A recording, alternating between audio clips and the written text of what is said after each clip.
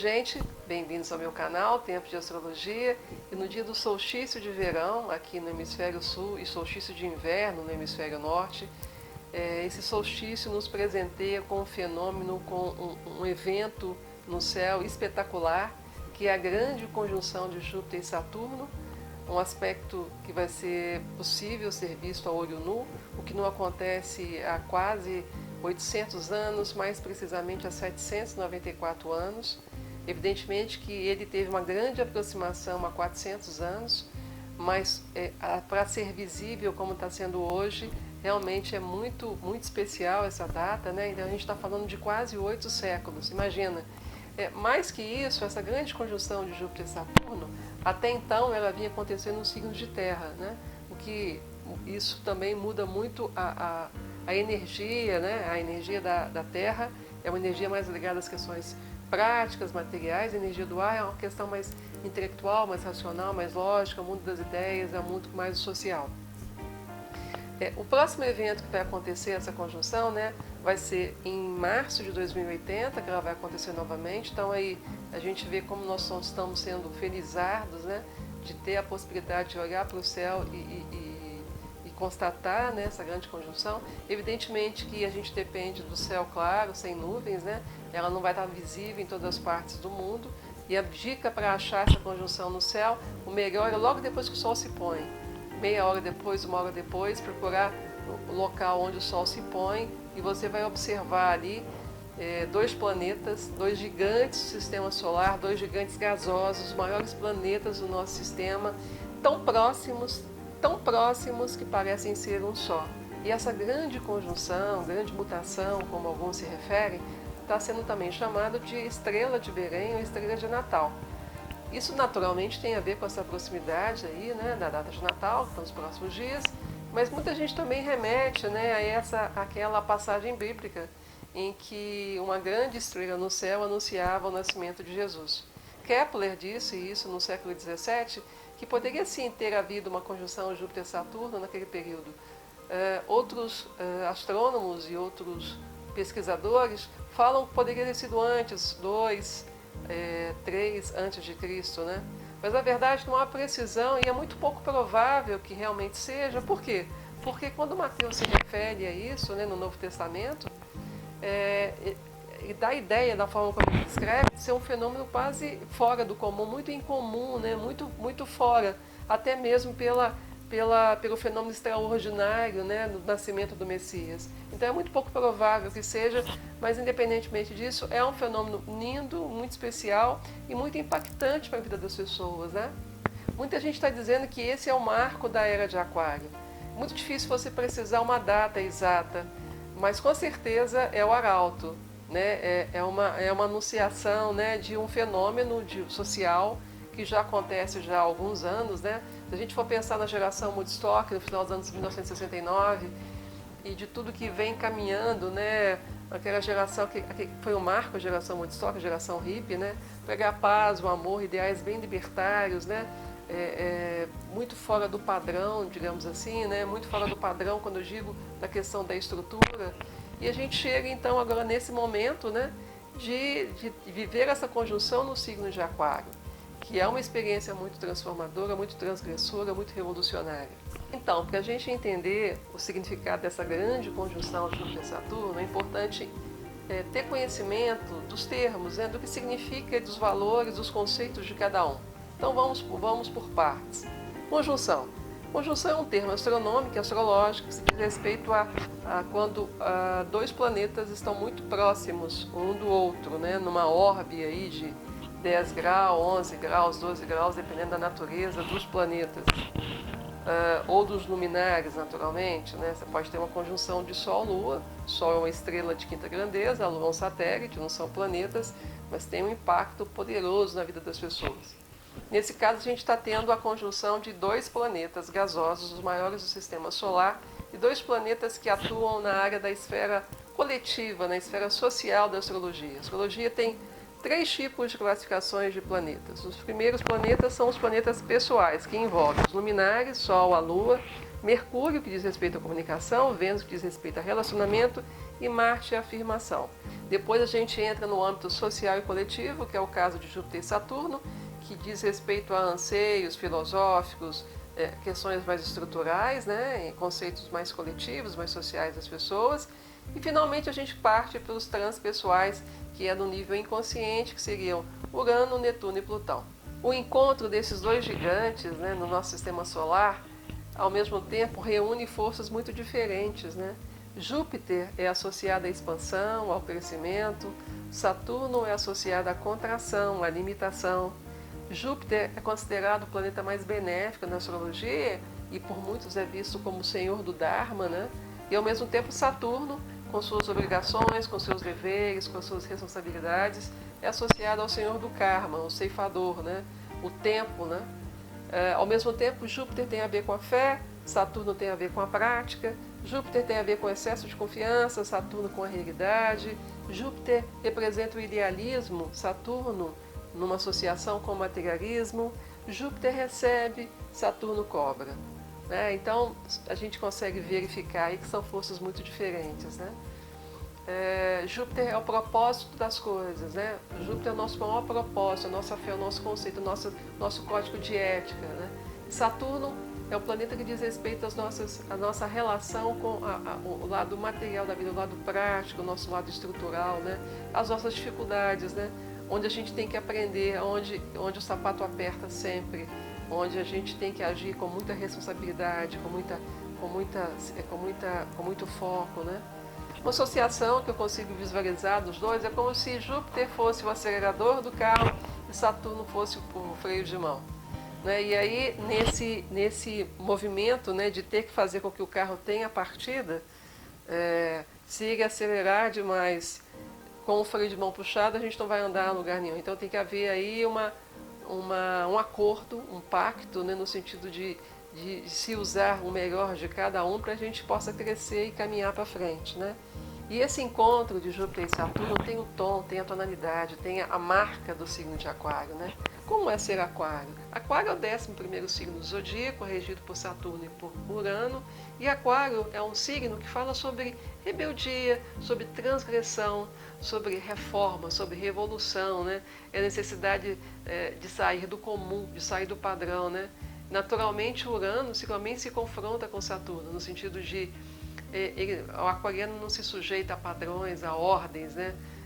Pelo contrário, a autoridade, uma dificuldade enorme de lidar com isso. E ele tem uma percepção muito diferente, tem uma forma muito diferente de ver a vida e as pessoas, né? Por isso que ele é tão considerado por muita gente pessoas muito originais ou excêntricas quando a coisa é um pouco excessiva. Um signo que fala sobre reformas sociais, um signo que preza muito a coletividade, né? Que se preocupa muito com o outro, né? Aquário é muito ligado às questões do meio ambiente, às questões coletivas, de revolução, né? De preocupações sociais, né? Não é à toa que o oposto de Aquário é o signo de Leão. E Aquário tem por si só essa paixão pela tecnologia, pelo progresso, né? De olhar para frente, essa paixão pela ciência, pelo novo, né?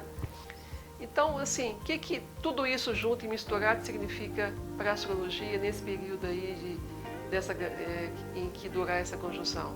Bom, eu acho que a gente vai ter um grande avanço tecnológico, né? A gente já vem tendo, mas isso a gente deve dar muitos saltos na ciência, o que é uma coisa muito boa, principalmente em época de pandemia, né?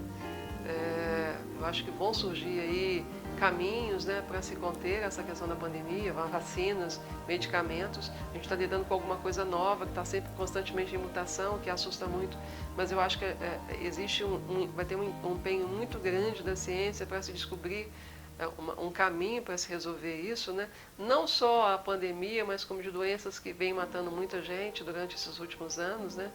Aí a gente vai pensar nos últimos 50, 100 anos, então a gente vai ter uma grande revolução na ciência médica, no dia a dia. Se a gente for pensar que alguns anos atrás, na década de 70, 80, ter um telefone sem fio já era uma coisa diferente, depois chegou o telefone celular, e aí a coisa ficou muito diferente, e hoje a gente está caminhando, né, para carros que não precisam de motoristas. Então, existe uma grande revolução aí tecnológica em andamento e isso vai continuar.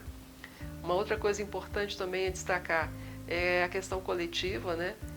Nesse período todo em que essa conjunção ocorreu em signos de terra, a gente agora vai fazer essa transição aí para o signo de ar, foi um período em que o materialismo teve muito presente, né? As pessoas muito preocupadas com a posse em ter e não em ser, né? E agora mais do que nunca a preocupação vai ser em ser, em valorizar questões coletivas, questões que atendam a maioria, as pessoas, né? Mas a gente está falando do elemento ar, e o ar é razão, é lógica e tem um distanciamento. Então eu fico pensando, né? Hoje a gente já está vivendo uma situação assim de praticamente de robôs na rua, né? Nos ônibus, nos metrôs, quando a gente está no shopping, as pessoas não se olham, as pessoas estão o tempo todo com o telefone celular na mão, olhando as redes sociais, interagindo. As interações hoje são virtuais, né? Hoje, às vezes, as pessoas se sentam à mesa, a família se senta para almoçar, para jantar, e o telefone celular ali está tão presente. Então, assim, também é importante pesar que esse avanço, né, essa grande revolução na vida das pessoas pode ter um custo pessoal muito grande. O ar, né, é a razão, é a lógica, é o mundo das ideias, é o mundo do coletivo. O ar é lindo, é muito bacana, mas ele tem esse contraponto de ser às vezes muito frio, muito distante, muito indiferente e muito pouco empático, né? E o que a gente precisa para que essa revolução aquariana, essa revolução da nova era, independentemente que já tenha começado, que vai começar formalmente daqui a alguns 200, 300 anos, tem que ver o ponto vernal aí, a posição, isso é um assunto para um outro momento. Mas independentemente disso, não adianta ter essa grande revolução na ciência que vai melhorar a vida de todo mundo se a gente não tiver empatia, não tiver amor no coração. O que mais falta hoje no mundo é amor para as pessoas, né? As pessoas precisam se preocupar de verdade com os outros, né? Naturalmente, tudo que Júpiter toca expande, então, por expandir Aquário, vai expandir a liberdade. Então, é um período em que visões muito tradicionais, né, as pessoas que são muito tradicionalistas, muito apegadas a conceitos muito fixos, vão ter muita dificuldade, porque as coisas vão se abrir mais ainda, né? Aquário tem esse tom transgressor, rebelde, coletivo, né? Amor livre. Se a gente for pensar, né, na geração Woodstock, que já preconizava isso em 1969, essa geração que foi Netuno em Libra. Hoje a gente está com o Netuno no signo de Peixes, né? Houve um grande avanço nesse sentido.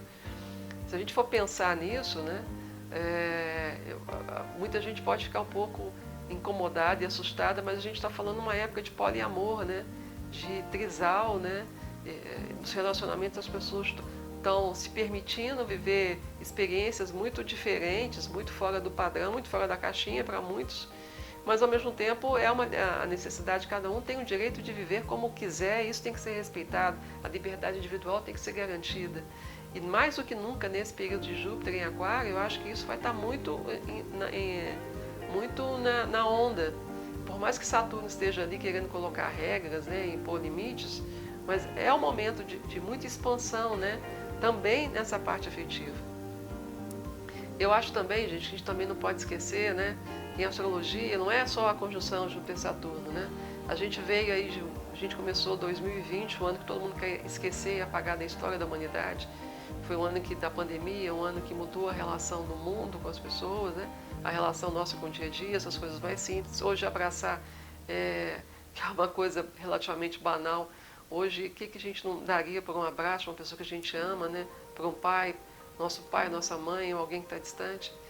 Mas se a gente for pensar que a pandemia começou com a tríplice conjunção de Júpiter, Saturno e Plutão no signo de Capricórnio, agora Júpiter e Saturno saíram de Capricórnio, estão caminhando para Aquário, Plutão ainda ficou em Capricórnio, então tem um significado aí. Toda a estrutura foi desmontada, né? O poder sendo revisto, né? A gente pensar em Plutão, por exemplo, em Capricórnio, a gente vê essa quantidade de escândalos, né, que não vão acabar, tá? A poeira que foi varrida para debaixo do tapete vai ser realmente colocada. Então, muitos políticos, né, muitas estruturas corrompidas, de corrupção, de sujeira, toda essa sujeira vai vir à tona, a gente vai descobrir muita coisa, e esse é um processo ainda que continua, né? Mas ao mesmo tempo também é um cheque na autoridade, é um cheque no poder, o poder que já foi, que não é mais, né? que não, a gente precisa construir uma nova forma de poder, uma nova forma de autoridade, com mais verdade, né? Então, a gente for pensar também que essa conjunção que envolveu Plutão, Júpiter e Saturno foi associada à pandemia, uma doença que fez com que a gente mudasse a nossa forma de viver, né? Mudou a ordem mundial, e dificilmente a gente vai voltar a ter a vida como era antes, eu acho praticamente impossível. E essa tríplice conjunção teve o apoio da entrada de Urano em Touro, que mudou também a nossa forma de lidar com a economia, com o dinheiro. Então a gente vem aí, não só desse ano, mas de alguns anos para trás, né, num processo de transformação estrutural, né, de poder, de relações institucionais, do mundo real. O mundo real está sendo ressignificado e transformado profundamente. Então, se a gente for pensar o Urano em Touro, eu até fiz um vídeo bacana sobre isso, contando o Urano em Touro na história e falando sobre essas mudanças, né? O Urano em Touro, o que é, né? Praticamente é a transformação, é a revolução no sentido de você lidar com a questão material, né? Então, como envolve o signo de Touro, Touro é o alimento, né? Touro é a plantação, Touro é a comida, né? A alimentação nesse aspecto. Então, a entrada de Urano em Touro, por exemplo, nesses últimos anos, a gente vê essa intensificação, por exemplo, do veganismo, as pessoas preocupadas em ter uma comida melhor, os vegetarianos, ou mesmo quem come carne, mesmo quem não abriu mão, há uma preocupação hoje assim, em comer coisas mais orgânicas, mais saudáveis, em tudo. Preocupação em o que você está colocando dentro do seu corpo, né? As criptomoedas, a gente vê o Bitcoin aí disparando, não se sabe se isso vai levar a alguma quebra ou não. Houve alguns escândalos, algumas pessoas perderam bastante dinheiro, mas enfim, hoje praticamente a tendência é que você não precise ter mais em pouco tempo dinheiro na sua carteira. Você vai poder usar as suas digitais, você vai poder com um aparelho celular, você vai poder resolver. Enfim, essas coisas vieram para ficar e a gente só vai avançar nisso. Então a chegada, né?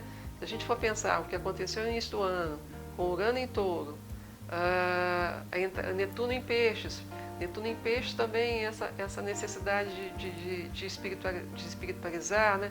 As pessoas fazerem a conexão com algo maior, porque, na verdade, o que a gente está falando é que é importante agora trabalhar o ser, não o ter. A gente viveu muitos últimos anos, as últimas décadas, só com ter, em consumir, em comprar, em ter o carro do ano, em ter o carro mais legal para tirar onda, para colocar a foto no Facebook, colocar as fotos nas redes sociais. Passagem de Urano em Touro já teve uma quebra muito grande dessa questão da economia, criptomoeda, a necessidade de quebrar essa vida muito ligada só à questão do dinheiro, do ter, do consumismo, né?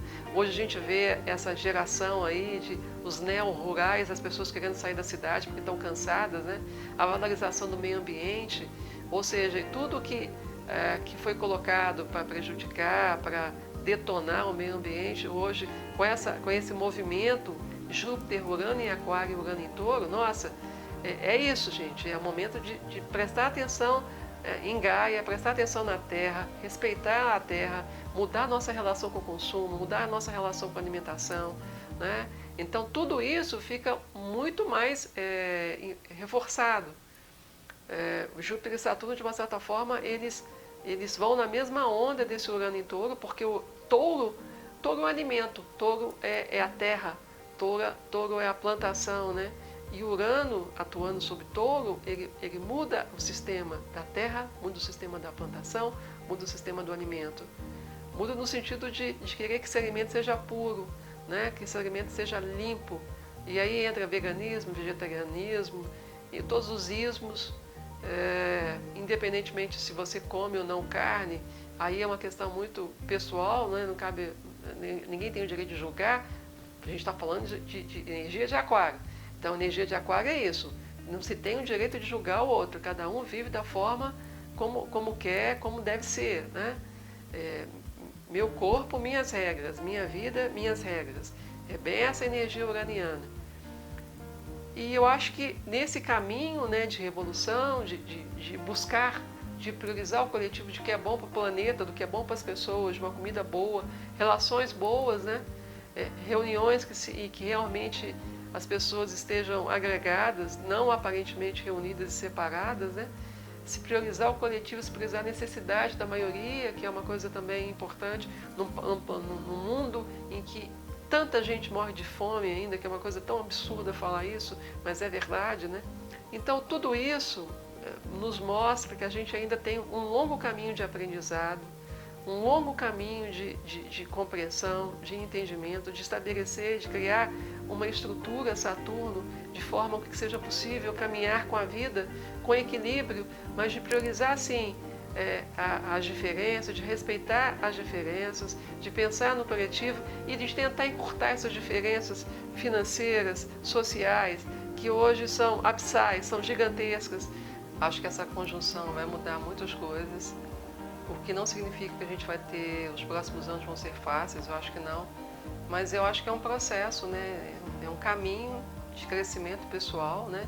Que envolve a gente abandonar muito essa coisa egóica, muito do indivíduo, e pensar mais no grupo, pensar mais nas pessoas, né? Pensar na grande desigualdade social que a gente tem no planeta, das grandes diferenças de renda, na miséria absoluta que as pessoas vivem, de crianças que passam fome. Não precisa ir à África, não, pode olhar aqui no Brasil mesmo, não precisa ir a lugares distantes. A gente tem muito para fazer para melhorar a vida das pessoas, né?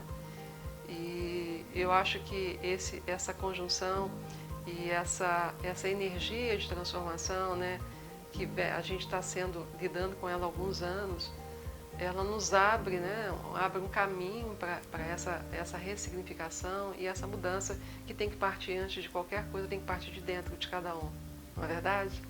Então, gente, hoje eu fico por aqui, espero que vocês tenham gostado do vídeo. Se gostaram, convido a cada um a curtir, a acionar aqui o sininho para ser notificado e naturalmente a se inscrever no canal, que é um canal novo, eu estou produzindo os vídeos e eu preciso desse apoio para a gente caminhar juntos aí, né? E até mesmo para ser um incentivo para eu estar sempre gravando. A ideia é estar sempre produzindo material novo, material interessante, com um olhar diferenciado sobre um assunto que é apaixonante, instigante. A astrologia é uma bússola para a vida, é um GPS, é uma linguagem, é um sistema que nos ajuda a compreender os nossos nós, os nossos gargalos, e é um presente para cada um crescer, se autoconhecer e ser uma pessoa melhor. Então, gente, obrigada pela atenção de vocês. Hoje eu fico por aqui e a gente se vê em breve. Até a próxima, então. Até lá.